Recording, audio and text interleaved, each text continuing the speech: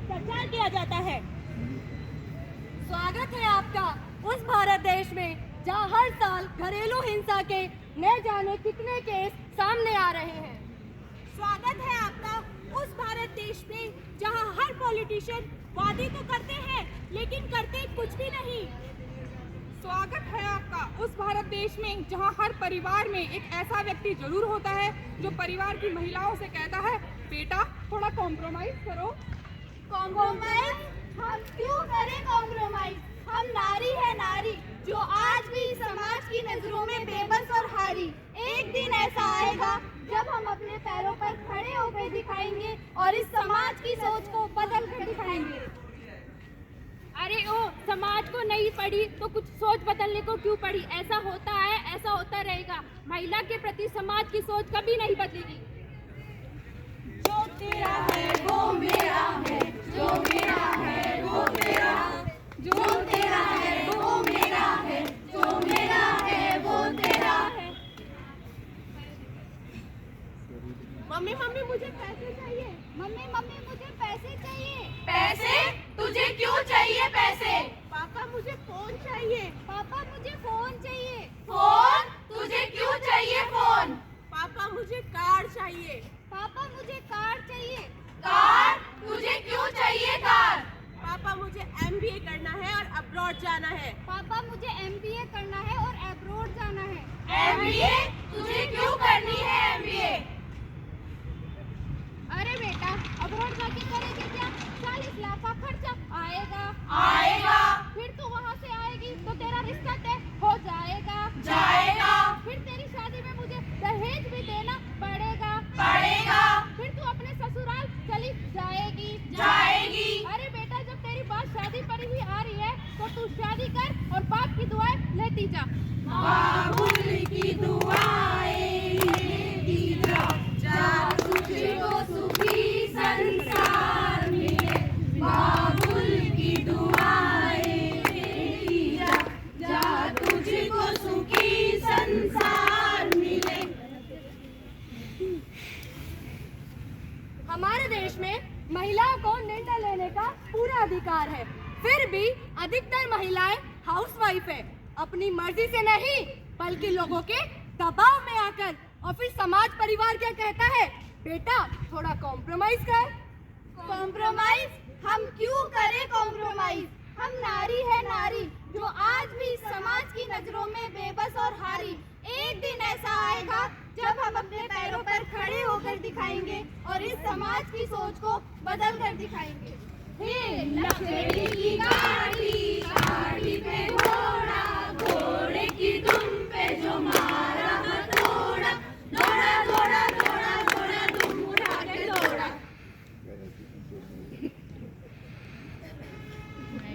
अरे मनहूस, तुझे मेरे ही घर पैदा होना था क्या?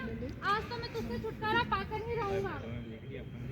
अरे देखो देखो, बच्ची खाई में गिर गई, बच्ची खाई में गिर गई।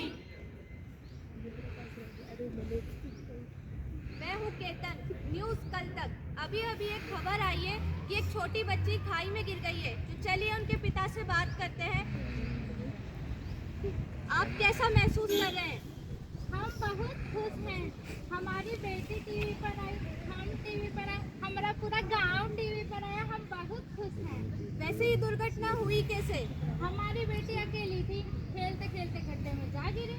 अरे ये बुढ़ा झूठ बोल रहा है। अरे नहीं नहीं, हम झूठ नहीं बोल रहे हैं। वैसे भी देश में इतने सारे गड्ढे हैं और हाँ, सरकार को हर गड्ढों का हिसाब देना पड़ेगा। सरकार ने अपना बचाव करते हुए बच्ची के उज्जवल भविष्य के लिए 2 लाख रुपए देने का ऐलान किया है। ये बहुत ही अच्छी खबर सुनने में आई है। तो आपने सोचा है आप इन इतने पैसों का क्या करेंगे? हम इसे अपने खेती बाड़ी के कामों में इस्तेमाल करेंगे। और बच्ची के उज्जवल भविष्य का? अरे खेती बाड़ी होगी तभी तो बच्चे का भविष्य होगा ना। वैसे भी पढ़ लिख के करना भी क्या है, बड़ा चूल्हा चौका संभालेगी तो चली जाएगी अपने ससुराल। इस देश में बहुत सी नन्ही बच्चियां हैं जो स्कूल नहीं जा पाती और सरकार की तरफ से 5वीं तक मुफ्त शिक्षा का नियम है। इसके बावजूद 40,000 लड़कियों के माँ बाप उन्हें स्कूल नहीं जाने देते और कह देते हैं, बेटा थोड़ा कॉम्प्रोमाइज करो।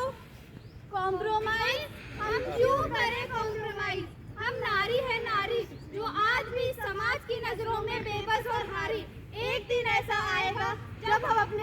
पर खड़े होकर दिखाएंगे और इस समाज की सोच को बदल कर दिखाएंगे। दिल है छोटा सा, छोटी सी आशा, मस्ती भरे मन की भोली सी आशा, चांदतारों को छूने की आशा, आसमानों में उड़ने की आशा। दिल है छोटा सा, छोटी सी आशा।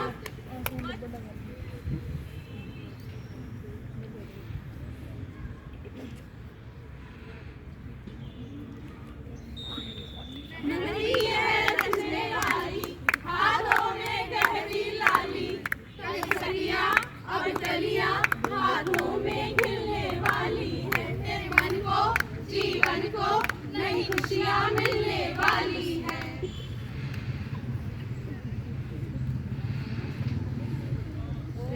मंगलम भगवान मंगलम भगवता मंगलम पुंडरीकाक्ष मंगलाय तनोहरि।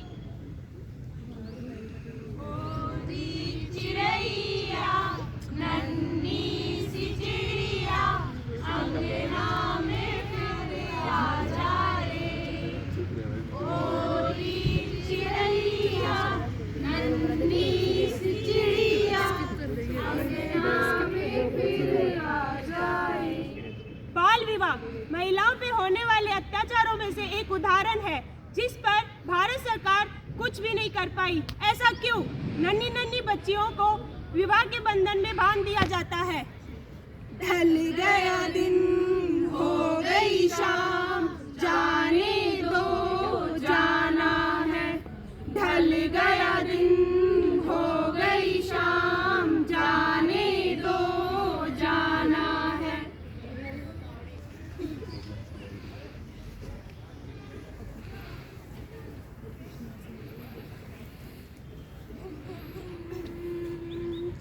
अरे आजा।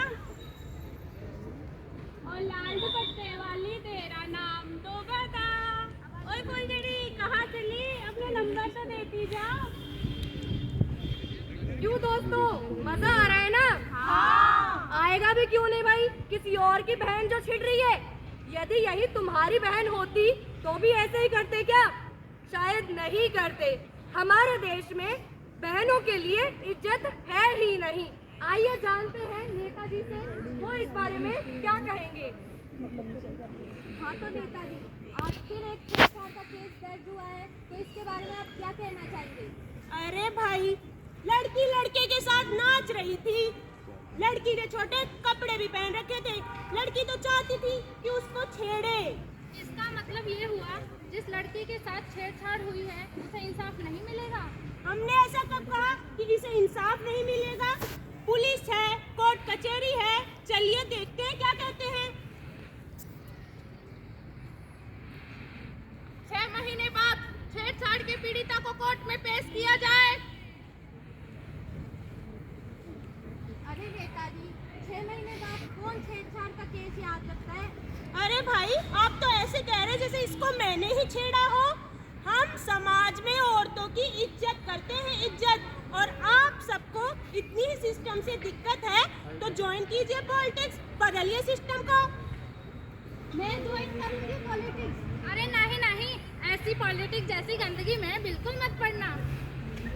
ये लोग सिस्टम बदलने आते हैं और सिस्टम इन्हें ही बदल देता है। हमारे देश में रोज पता नहीं कितनी लड़कियों के साथ छेड़खानी की जाती है, परंतु इनमें से बहुत से केस तो दर्ज भी नहीं होते। क्यों? इसीलिए कभी समाज की वजह से तो कभी परिवार की बदनामी होगी, ये सोचकर कि हम लोग केस को दर्ज नहीं करते और एक्शन नहीं लेते। और इससे होता क्या है, सब हमें यही बोलते हैं कि बेटा थोड़ा कॉम्प्रोमाइज कर। कॉम्प्रोमाइज? हम क्यों करें कॉम्प्रोमाइज? हम नारी है, नारी जो आज भी समाज की नजरों में बेबस और हारी। एक दिन ऐसा आएगा जब हम अपने पैरों पर खड़े होकर दिखाएंगे और इस समाज की सोच को बदल कर दिखाएंगे। अरे ओ, समाज को नहीं कुछ पड़ी तो तुझे सोच बदलने को क्यों पड़ी? ऐसा होता है, ऐसा होता रहेगा। महिला के प्रति समाज की सोच कभी नहीं बदलेगी। एक जिंदगी मेरी सो ख्वाहिशां, मैं पूरी करा। एक जिंदगी